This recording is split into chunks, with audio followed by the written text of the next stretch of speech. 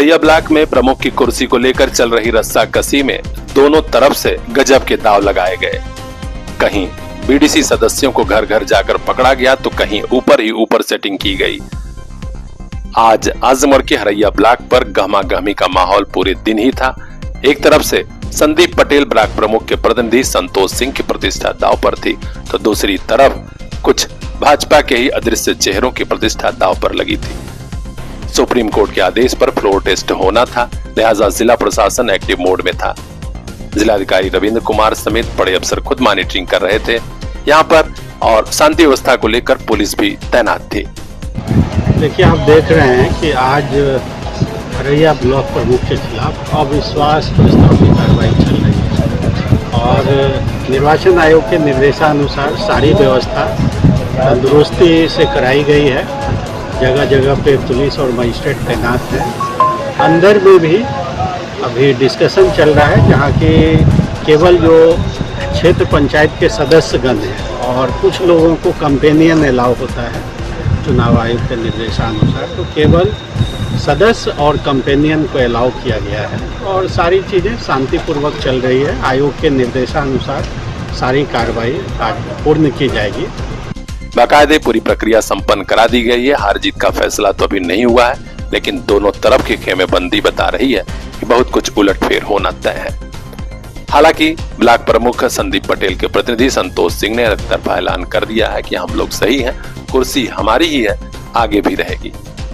विश्वास प्रस्ताव हम लोग जीत गए हैं, क्योंकि फैसला सुप्रीम कोर्ट को करना है। यह विश्वास प्रस्ताव भारतीय जनता पार्टी जीती है, ध्रुव सिंह जिला अध्यक्ष जीते हैं, विनोद राजभर जी जीते हैं, अनिल राजभर जी जीते हैं, सभी हम जयनाथ सिंह जी जीते हैं। और इसमें जो है ये अविश्वास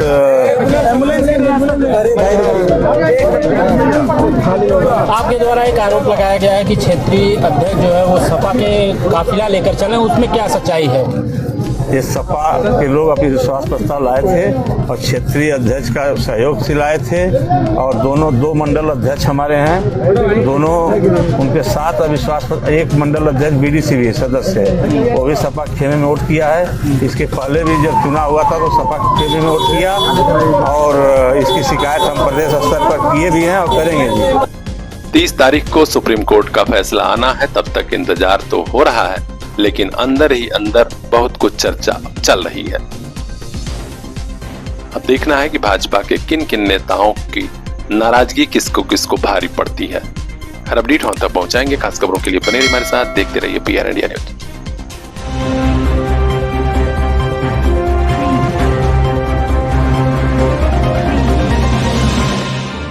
आजमगढ़ में IGRS शिकायतों के फर्जी निस्तारण के मामले यूं ही नहीं बढ़े हैं।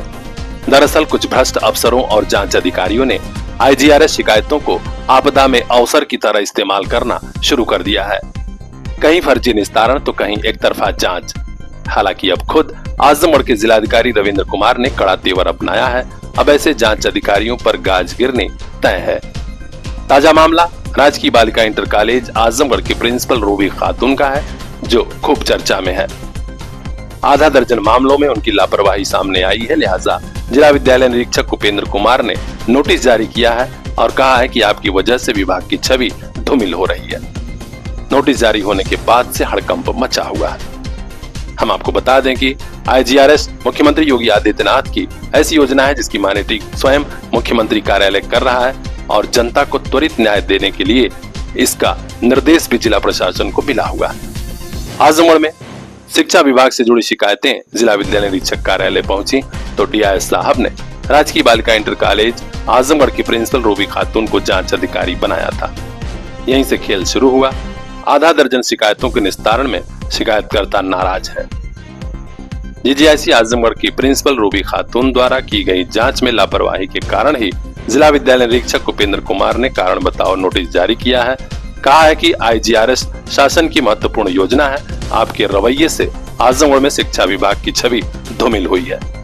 3 दिन के अंदर कारण स्पष्ट कीजिए, अन्यथा अनुशासनात्मक कार्रवाई जरूर होगी। आइए हम आपको बता देते हैं कि किन मामलों में यह सब बवंडर मचा है। भीमबर स्थित एक इंटर कॉलेज के शिक्षक पंकज सिंह की फर्जी डिग्री के आधार पर नौकरी करने, शैलेश राय की फर्जी नियुक्ति, सेंट्रल पब्लिक स्कूल एकेडमी शहीदवाड़ा में अनियमित वेतन भुगतान जैसे प्रकरण शामिल है। इस बारे में जब पीआर इंडिया न्यूज ने राजकीय बालिका इंटर कॉलेज आजमगढ़ की प्रधानाचार्य रूबी खातून से संपर्क किया तो उन्होंने ऑन कैमरा तो बोलने से परहेज किया। इतना जरूर कहा कि अभी तो नोटिस हमारे पास नहीं पहुंची है, वैसे हम लोग जो भी जांच होती है उसे भेज देते हैं। डीआईएस साहब ही मेन डिसीजन लेते हैं, वही अधिकारी हैं। बहरहाल अब जिले के आला अफसर टाइट हुए हैं। जिला विद्यालय निरीक्षक कार्यालय की सह पर शिक्षकों की फर्जी नियुक्ति के कई मामले चर्चा में आए थे। हाल ही में फर्जी मार्कशीट लगाकर नौकरी कर रहे एलटी ग्रेड की 22 टीचर को बर्खास्त किया गया है। अब अन्य मामलों में क्या होता है? आजमगढ़ में जीजीआईसी आजमगढ़ की प्रिंसिपल से जुड़े मामले का भी अपडेट हम आप तक पहुंचाएंगे। खास खबरों के लिए बने रहिए हमारे साथ, देखते रहिए पीआर इंडिया न्यूज।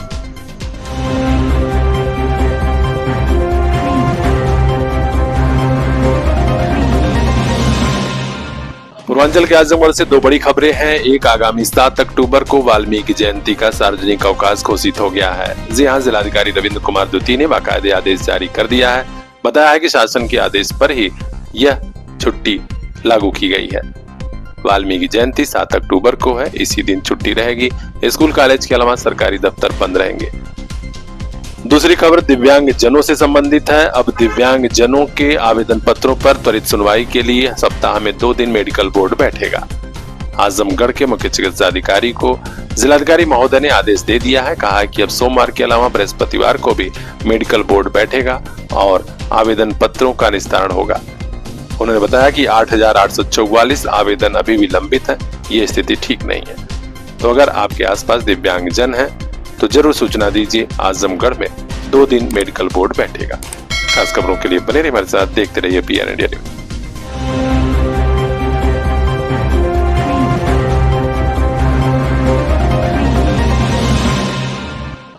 कहते हैं घर का विवाद घर में सुलझ जाए तो सबसे बढ़िया है, वरना दुनिया तमाशा देखेगी। ऐसा ही एक तमाशा देखा ललितपुर की कचहरी में, जब पत्नी ने अपने भाई के साथ मिलकर पति देव को ही चप्पल जूते से मारना शुरू कर दिया। दरअसल विवाद चल रहा था, कचहरी में दोनों पक्ष आया हुआ था। यहीं पर पहले कहा सुनी हुई, फिर पत्नी ने आओ देखा न ताव भाई के साथ मिलकर पति पर ही चप्पलों से बारिश कर दी। इसका वीडियो सोशल मीडिया पर बड़ी तेजी से वायरल हो रहा है। घटना ललितपुर के सदर कोतवाली क्षेत्र के कचहरी की है। अब देखना है कि इस नए घटनाक्रम पर कचहरी और पुलिस क्या कार्रवाई करती है। तो आपके लिए भी संदेश है कि घर में कहीं कोई छोटा मोटा विवाद है, कलह है, तो सुलझ जाए तो ठीक है। खास खबरों के लिए बने रहिए हमारे साथ, देखते रहिए PR India news. Bureau chief Mohammad Zakir Mansuri की खास report.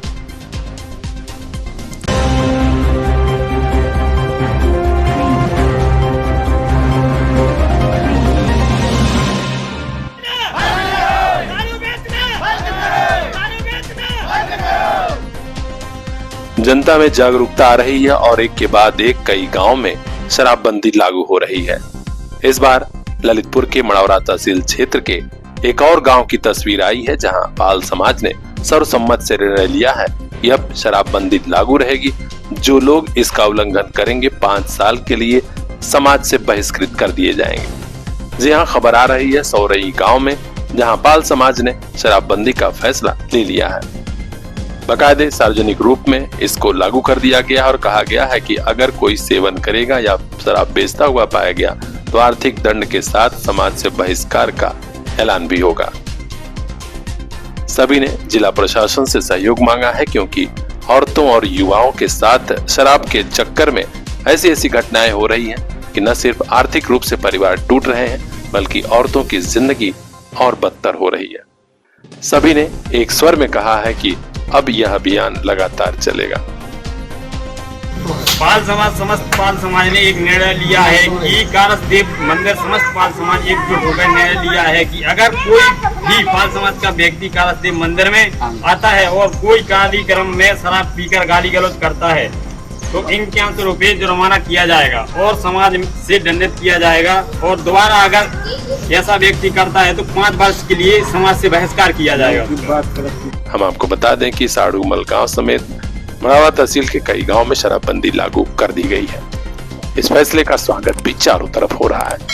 Bureau chief Mohammad Zakir Mansuri की रिपोर्ट, पीआर इंडिया न्यूज।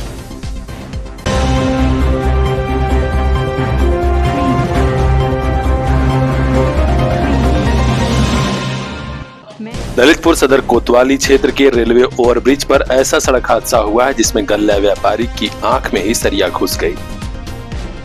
अब उनका इलाज गंभीर हाल में चल रहा है। जानकारी मिल रही है कि सुनील कुमार जैन, जो गल्ला मंडी में व्यापारी हैं और मोहल्ला सिद्धनपुरा में रहते हैं, वे ओवरब्रिज के पास से जा रहे थे कि सरिया लदी एक गाड़ी चालक की लापरवाही से उनकी आंख में ही सरिया घुस गई। गंभीर हालत में उन्हें अस्पताल में भर्ती कराया गया, लेकिन हालत गंभीर होने के कारण झांसी मेडिकल कॉलेज में रेफर किया गया। परिवार वालों ने बताया है कि सरासर गाड़ी वाले की लापरवाही थी, उसके खिलाफ कार्रवाई होनी चाहिए। अब देखना है कि प्रशासन इस मामले में क्या एक्शन लेता है। ब्यूरो चीफ मोहम्मद जाकिर मंसूरी की रिपोर्ट, PR इंडिया न्यूज। मेरे पापा जी हैं जो घर दुकान से घर जा रहे थे, तो एक टैक्सी में सरिया लगा था, तो इतनी स्पीड में टैक्सी थी, वो शराब भी पिया था टैक्सी वाला, और हाथ में सरिया मार के चला गया।